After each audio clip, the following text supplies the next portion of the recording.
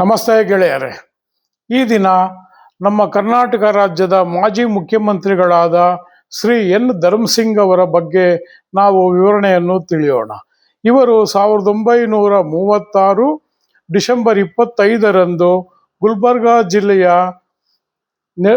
ಜೇವರ್ಗಿ ತಾಲೂಕಿನ ನೆಲೋಗಿ ಎಂಬ ಗ್ರಾಮದಲ್ಲಿ ಜನಿಸಿರುತ್ತಾರೆ. ಇವರ ತಂದೆ ತಾಯಿಗಳು ನಾರಾಯಣ್ ಸಿಂಗ್ ಅವರು ಹಾಗೂ ತಾಯಿ ಪದ್ಮಾವತಿ ಅಮ್ಮನವರು ಆಗಿರುತ್ತಾರೆ. ಇವರ ಬಾಲ್ಯದ ವಿದ್ಯಾಭ್ಯಾಸವು ಗುಲ್ಬರ್ಗಾದಲ್ಲಿ ನಡೆದಿರುತ್ತದೆ ಹಾಗೂ MA LLB ಪದವಿಯನ್ನು ಹೈದರಾಬಾದಿನ ಉಸ್ಮಾನಿಯಾ ಯೂನಿವರ್ಸಿಟಿಯಿಂದ ಪಡೆದಿರುತ್ತಾರೆ. ಇವರು 1960ರಲ್ಲಿ ಕಾಂಗ್ರೆಸ್ ಪಕ್ಷಕ್ಕೆ ಸೇರುತ್ತಾರೆ. 1968ರಲ್ಲಿ ಗುಲ್ಬರ್ಗಾ ಸಿಟಿ ಕಾರ್ಪೊರೇಷನ್ಗೆ ಕಾರ್ಪೊರೇಟರ್ ಆಗಿ ಆಯ್ಕೆ ಆಗುತ್ತಾರೆ. ತದನಂತರ 1970ರಲ್ಲಿ ಇವರಿಗೆ ಪ್ರಭಾವತಿ ಎಂಬುವರೊಡನೆ ವಿವಾಹವು ನಡೆಯುತ್ತದೆ.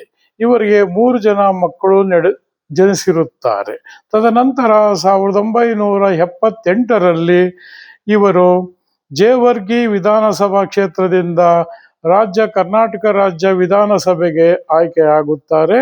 ತದನಂತರ ಇವರು ದೇವರಾಜ ಅರಸು ಅವರ ಹಾಗೂ R ಗುಂಡೂರಾವ್ ಅವರ ಹಾಗೂ SM ಕೃಷ್ಣ ಅವರ ಹಾಗೂ S ಬಂಗಾರಪ್ಪನವರ ಸಚಿವ ಸಂಪುಟದಲ್ಲಿ ಇವರು ಕ್ರಮವಾಗಿ PWD ಮಿನಿಸ್ಟರ್ ಹಾಗೂ ಹಣಕಾಸು ಮಂತ್ರಿ ಹಾಗೂ ಬಂದಿಖಾನೆ ಮಂತ್ರಿ ಹಾಗೂ ರಾಷ್ಟ್ರೀಯ ಹೆದ್ದಾರಿಗಳ ಮಂತ್ರಿಗಳಾಗಿ ಸೇವೆ ಸಲ್ಲಿಸಿರುತ್ತಾರೆ.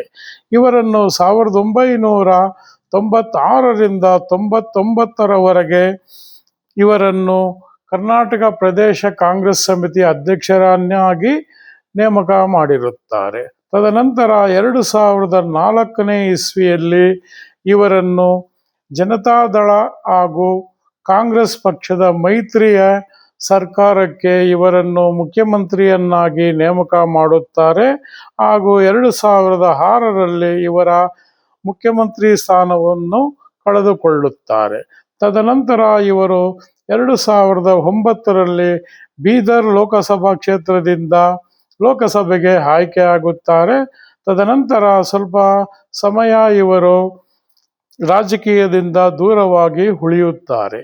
ಇಂತಹ ಸಜ್ಜನ ರಾಜಕಾರಣಿ ಹಾಗೂ ಧೀಮಂತ ರಾಜಕಾರಣಿ ಹಾಗೂ ಕಾಂಗ್ರೆಸ್ಸಿನ ಅಜಾತ ಶತ್ರುವಾಗಿ ಇವರು ನಾರಾಯಣ ಸಿಂಗ್ ಧರಮ್ ಸಿಂಗ್ ಅವರು 2017 ಜುಲೈ 27ರಂದು ಇವರು ತೀವ್ರ ಹೃದಯಾಘಾತಕ್ಕೆ ಒಳಗಾಗುತ್ತಾರೆ.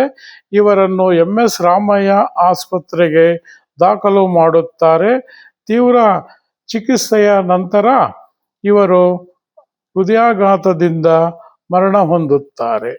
ಇವರಿಗೆ ನಾನು ನನ್ನ ಶ್ರದ್ಧಾಂಜಲಿಯನ್ನು ಅರ್ಪಿಸುತ್ತೇನೆ ಹಾಗೂ ನನ್ನ ನಮನಗಳನ್ನು ಸಲ್ಲಿಸುತ್ತೇನೆ. ವಂದನೆಗಳು.